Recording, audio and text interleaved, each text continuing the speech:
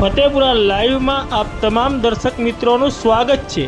હું છું આપની સાથે રિપોર્ટર યાસીન ભાભોર।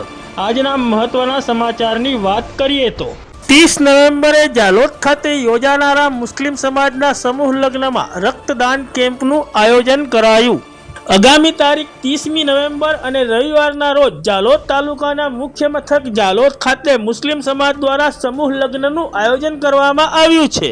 જાલોદ ગાચી સમાજ પંચ અને સમસ્ત મુસ્લિમ ગાચી સમાજ દ્વારા આ સમૂહ લગ્નનું આયોજન કરવામાં આવ્યું છે। આ સમૂહ લગ્નમાં 50 જેટલા યુગલો પ્રભુતામાં પગલાં પાડશે અને તેઓના નિકાહ ખ્વાની યોજાશે।